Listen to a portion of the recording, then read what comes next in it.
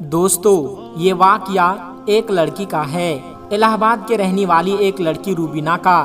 روبینہ لکھنؤ میں رہ کر اپنی پڑھائی پوری کر رہی تھی۔ روبینہ اس دن اپنے گھر الہ آباد جانے والی تھی، مگر اسی دن اس کے کسی فرینڈ کے گھر پر کوئی پارٹی تھی، اس لیے اس نے سوچا کہ پہلے میں اپنی فرینڈ کے گھر پارٹی اٹینڈ کر لیتی ہوں، اس کے بعد شام کو اپنے گھر چلی جاؤں گی۔ بس یہی سوچ کر اس نے اپنا ریزرویشن بھی کروا لیا تھا۔ اس کے بعد روبینہ نے پارٹی اٹینڈ کی اور پھر شام کو سیدھی وہ اپنے فرینڈ کے گھر سے نکلی اور ریلوے اسٹیشن پہنچ گئی اور جا کر ٹرین میں اپنی سیٹ پر بیٹھ گئی۔ بس یہی سوچ کر اس نے اپنا ریزرویشن بھی کروا لیا تھا۔ اس کے بعد روبینہ نے پارٹی اٹینڈ کی اور پھر شام کو سیدھی وہ اپنی فرینڈ کے گھر سے نکلی اور ریلوے اسٹیشن پر پہنچ گئی اور جا کر ٹرین میں اپنی سیٹ پر بیٹھ گئی۔ روبینہ کا ریزرویشن جس بوگی میں تھا اس میں لگ بھگ سبھی لڑکے ہی تھے، جن کے ہنسی مذاق روبینہ کو خوب ڈرا رہی تھی۔ ٹوائلٹ جانے کے بہانے سے روبینہ پوری بوگی میں گھوم آئی تھی۔ مشکل سے پوری بوگی میں 2 یا 3 عورتیں رہی ہوگی۔ یہ دیکھ کر روبینہ انجانی بحث سے کانپ سی گئی، کیونکہ پہلی بار وہ رات کے وقت میں ٹرین میں اکیلی سفر کر رہی تھی، اس لیے وہ پہلے سے بہت گھبرائی ہوئی تھی اور اب اس کی بوگی میں سارے لڑکے ہی بھرے پڑے تھے۔ یہ دیکھ کر وہ اور بھی زیادہ ڈر گئی تھی، اس لیے پھر وہ خود کو سہج کرنے کے لیے اپنی سیٹ پر بیٹھی اور ایک میگزین نکال کر پڑھنے لگی۔ بوگی میں لڑکوں کا ایک جھنڈ تھا جو کسی کیمپ میں جا رہا تھا۔ ان کی ہنسی مذاق اور ان کے چٹکلے روبینہ کو اور بھی زیادہ ڈرا رہے تھے۔ روبینہ کے ڈر اور بھی بیچ رات دھیرے دھیرے گزرنے لگی، مگر روبینہ ابھی بھی کانپ رہی تھی۔ یہ دیکھ کر اچانک سامنے کی سیٹ پر بیٹھے لڑکے نے کہا، ہیلو، میرا نام ریاض ہے اور آپ تو ڈر کے مارے پیلی پڑ چکی ہو۔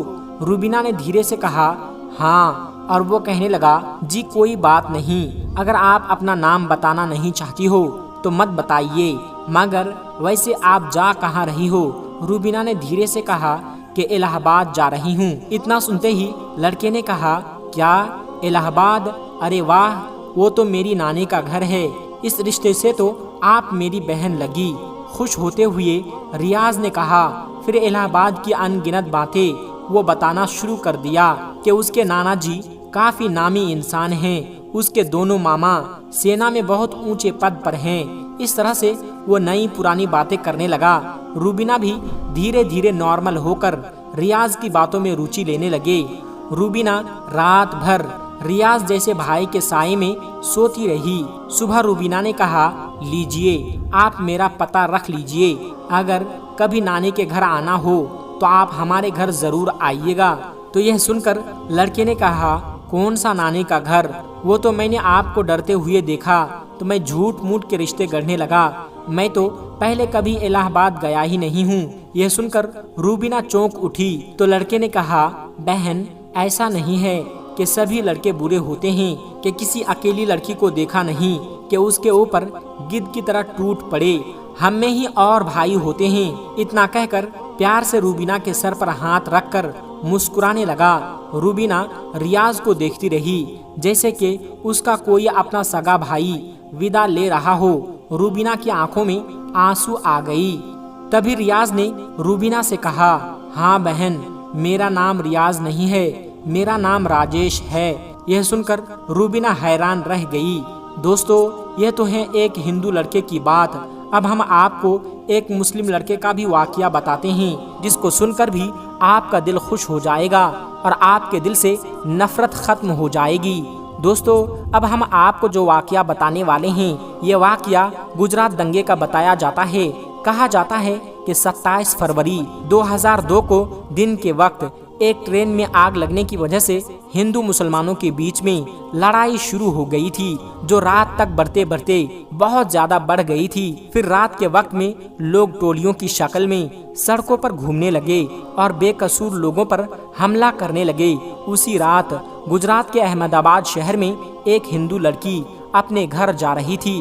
اسی بیچ اس نے دیکھا کہ سامنے سے سینکڑوں کی تعداد میں لوگ اپنے ہاتھوں میں تلوار لیے اور شور شرابہ کرتے ہوئے आ रहे हैं। ये देखकर वो हिंदू लड़की बहुत घबरा गई और इधर उधर भागने लगी।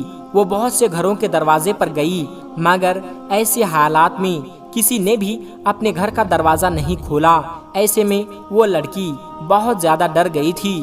फिर वो भागते भागते हड़बड़ाहट में एक मस्जिद में दाखिल हो गई। यानी कि फिर वो धोखे से एक मस्जिद में घुस गई और एक कोने में छुप कर खड़ी हो गई। मस्जिद में दाखिल होने के बाद उस हिंदू लड़की ने देखा कि मस्जिद के दूसरे कोने में एक नौजवान मौलवी बैठा हुआ कुरान पाक की तिलावत कर रहा है। यानी कि एक चिराग की रोशनी में एक मौलाना कुरान पढ़ रहा है। मौलवी को देखकर फिर वो हिंदू लड़की उसके पास गई और उनको बाहर का सारा माजरा बता दिया। यानी कि उस मौलवी को सब कुछ बता दिया कि वह ऐसे ऐसे अपने घर को जा रही थी, मगर उसके सामने दंगाई आ गए, इसलिए वो डर के मारे यहाँ पर आकर छुप गई है। फिर वो हिंदू लड़की मौलाना के सामने हाथ जोड़कर कहने लगी कि आप मुझे बचा लीजिए, आप मेरी हिफाजत कीजिए। अगर मैं इस वक्त यहाँ से बाहर गई तो बाहर खड़े दंगाई मुझे मार डालेंगे।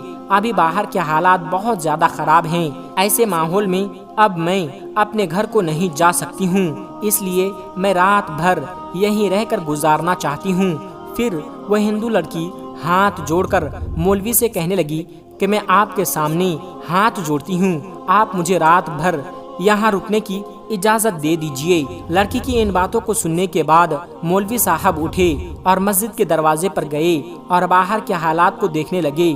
मौलवी साहब ने देखा कि बाहर के हालात वाकई में बहुत ज्यादा खराब थे। सैकड़ों की तादाद में लोग हाथों में लठ लिए इधर उधर घूम रहे हैं और बहुत से लोग हाथों में तलवार लिए मस्जिद के बाहर खड़े हुए हैं। ये देखकर मौलवी साहब बहुत डर गए। उन्होंने मस्जिद का दरवाजा बंद किया और अंदर आकर उस लड़की को मस्जिद में रुकने की इजाजत दे दी। अब वो लड़की मस्जिद के कोने में आकर बैठ गई। वही मस्जिद के दूसरे कोने में मौलाना साहब फिर से कुरान पढ़ने में मशरूफ हो गए, यानी कि कुरान पाक को पढ़ना शुरू कर दिया। उस मौलाना के सामने एक चिराग रखा हुआ था जो जल रहा था। अब इधर वो लड़की मस्जिद के दूसरे कोने में बैठी मौलाना साहब को देख रही थी। तभी उस लड़की ने देखा कि मौलाना साहब ने कुरान पढ़ने के दौरान अपनी एक उंगली को उस चिराग में डाल दिया और अपनी उंगली को जलाने लगे। फिर थोड़ी देर के बाद मौलाना ने वापस अपनी उंगली को चिराग से बाहर निकाला और फिर से वो कुरान पाक पढ़ने लगे। थोड़ी देर के बाद लड़की ने फिर देखा कि वो मौलाना साहब फिर से वही काम करने लगे, यानी कि उन्होंने फिर से अपनी उंगली को चिराग में डाल दिया और थोड़ी देर जलने के बाद उन्होंने वापस अपनी उंगली को बाहर निकाल लिया। मस्जिद के दूसरे कोने में बैठी वो हिंदू लड़की ये सारा माजरा अपनी आंखों से देख रही थी। ये देखकर वो लड़की हैरान और परेशान हो गई और सोचने लगी कि ये मौलाना साहब कहीं पागल तो नहीं हो गए हैं जो बार बार अपनी ही उंगली को आग में जलाते हैं। खैर दोस्तों, फिर ऐसे सोचते सोचते उस लड़की की आंख लग गई, यानी कि उसको नींद आ गई और फिर पूरी रात निकल गई और सुबह हो गई। सुबह वो मौलाना साहब उठे और मस्जिद के दरवाजे पर गए और उन्होंने बाहर के हालात देखे। मौलाना साहब ने देखा कि उस वक्त बाहर कोई भी दंगाई नहीं था, यानी कि सारे दंगाई वहां से जा चुके थे। फिर वो मौलाना उस लड़की के पास गए और कहने लगे कि बहन उठो, हमारी नमाज का वक्त हो गया है। अभी थोड़ी देर के बाद यहाँ पर बहुत सारे नमाजी आने वाले हैं, इसीलिए अब तुम्हारा यहाँ पर रुकना मुनासिब नहीं है, क्योंकि अगर लोगों ने तुमको यहाँ पर देख लिया तो लोगों में बदगुमानी पैदा हो जाएगी। इसलिए अब तुम जल्दी करके यहाँ से चली जाओ। और मैंने बाहर जाकर देख भी लिया है, अभी बाहर के हालात नॉर्मल हैं, बाहर का रास्ता भी साफ हो चुका है, आप आसानी से अपने घर को जा सकती है। आओ अब मैं तुमको बाहर तक छोड़ देता हूँ। ये सुनकर उस लड़की ने कहा कि अगर बाहर का सब जा चुका है तो मुझे जाने में कोई हरज नहीं, मगर जाने से पहले आपसे एक बात जरूर पूछना चाहूँगी। मैं आपसे एक सवाल करना चाहती हूँ, पहले आप उसका जवाब दें। यह सुनकर मौलाना साहब कहने लगे, पूछिए बहन, क्या पूछना चाहती हो? तो वो कहने लगी कि मौलाना साहब आप ये बताइए कि आप रात भर अपनी उंगली को चिराग में जलाने की कोशिश क्यों कर रहे थे? یہ سن کر مولانا صاحب کہنے لگے بہن اس بارے میں نہ ہی پوچھو تو اچھا ہے، کیونکہ یہ میرا ذاتی معاملہ ہے، اس لیے میں اس کے بارے میں آپ کو کچھ نہیں بتا سکتا۔ تو یہ سن کر وہ لڑکی کہنے لگی کہ جب تک آپ مجھے اس کے بارے میں نہیں بتائیں گے تب تک میں یہاں سے واپس نہیں جاؤں گی۔ اس لیے پھر مولانا صاحب کو اس کے بارے میں مجبوراً بتانا پڑا۔ پھر وہ مولوی صاحب کہنے لگے دیکھو بہن، بات دراصل یہ ہے کہ جب تم رات کے وقت یہاں پر آئی تھی تو تمہاری خوبصورتی کو دیکھ کر شیطان نے مجھ کو بہکانا شروع کر دیا تھا، اس لیے پھر میرے دل میں نفسیاتی خواہشات ابھرنے لگے تھے، یعنی کہ تم کو دیکھ کر میرے دماغ میں غلط اور گندے خیال آنے لگے تھے اور وہ مجھ کو بے چین کرنے لگے تھے۔ اس لیے فوراً میرے دل نے مجھ سے کہا کہ اگر تم برا کام کرو گے، اگر تم غلط کام کرو گے تو کل قیامت کے دن تمہیں جہنم کی آگ میں جلنا پڑے گا، جو اس دنیا کی آگ سے 70 گنا زیادہ بھینکر ہوگی، طاقتور ہوگی۔ اس لیے پہلے تم اس دنیا کی آگ کا مزہ چکھ لو۔